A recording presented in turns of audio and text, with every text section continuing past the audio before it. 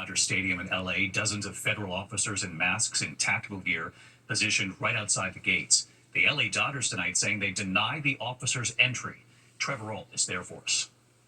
Tonight, tense scenes at Dodger Stadium. Dozens of federal officers in masks and tactical gear seen right outside the gates, protesters quickly gathering as well. The LAPD called to the scene. The Dodgers saying in a statement those agents requested permission to access the parking lots. They were denied entry to the grounds by the organization. But DHS responding, saying this had nothing to do with the Dodgers. Customs and Border Protection vehicles were in the stadium parking lot very briefly, unrelated to any operation or enforcement. It follows days of heated clashes between law enforcement and protesters, with President Trump sending in hundreds of Marines. ICE continuing to ramp up operations across Los Angeles County. This video today showing an agent chasing a man down near a Home Depot, detaining him, and agents also raiding this car wash in Glendale, as the administration vows they will increase deportations undeterred by protests. David, the Dodgers have drawn criticism for remaining silent during these escalating ICE raids, but the organization is reportedly planning to announce initiatives supporting impacted immigrant communities.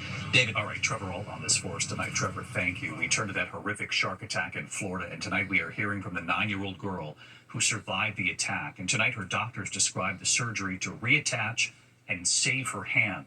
Victor Akendo from Florida tonight.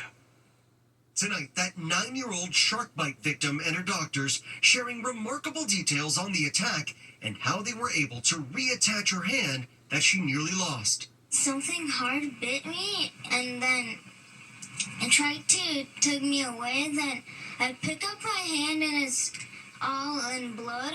It was just last week officials say a shark bit off most of Leah Lindell's right hand while she was snorkeling in Boca Grande on Florida's Gulf Coast. It was almost completely gone, in that second, and there was so much blood in the water. Leah airlifted to Tampa General Hospital for emergency surgery. Doctors there performing the operation in less than an hour after she arrived, saying they used blood vessels from her leg to help restore blood flow to her hand. That was key to the success of this, stabilize the wrist and be able to stabilize that base so that we could then work on getting blood flow back. X-rays showing the extent of the wound. Much of Leah's hand detached from her wrist. Doctors inserting temporary pins to stabilize the area.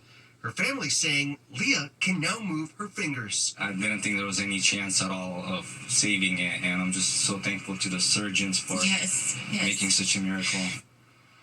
Doctors say Leah has a complex recovery ahead, but because she is so young and still growing, she actually has an even better chance of recovering.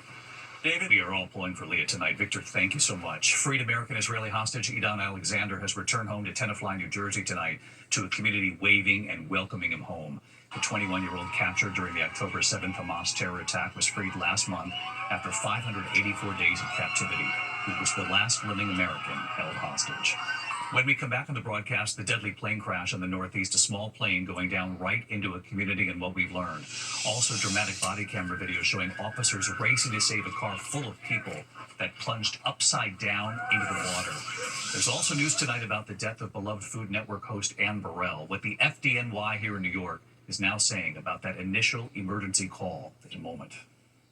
Tonight, there's been a deadly plane crash near the airport in Beverly, Massachusetts, north of Boston. The small plane going down in the street just after takeoff. One person on board was killed. Another is in critical condition tonight. You can see the debris there on the street and in the trees. No one on the ground was hurt. In Seattle, the images tonight, police racing to save 6 people in a car that had plunged into the water following a police chase outside Seattle. Body camera video showing officers trying to pull them from Puget Sound. Authorities say the driver was initially speeding and refusing to pull over. The car at one point going up to 120 miles per hour, then driving off the dock. 2 people were killed, 4 others, including the driver, hospitalized.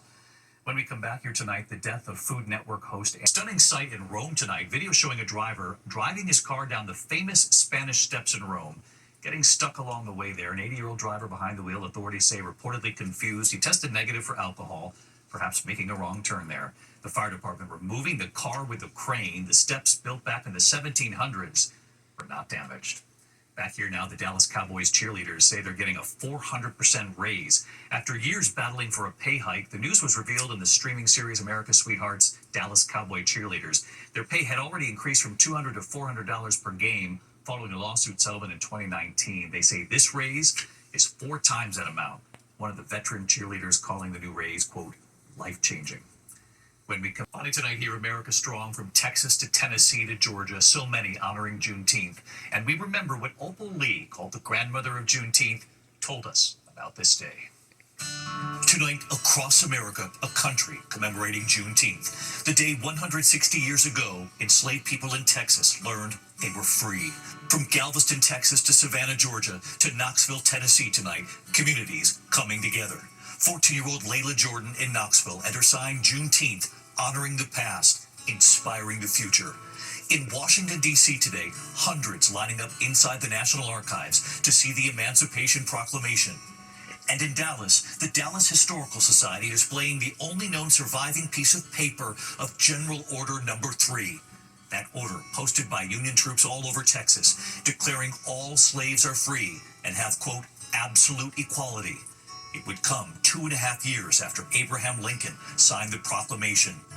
And in Fort Worth, Texas today, hundreds joining Opal's Walk for Freedom. Of course, honoring Opal Lee, who you met right here on this broadcast, called by many the grandmother of Juneteenth. And we remember what Opal told us about the importance of coming together on this day.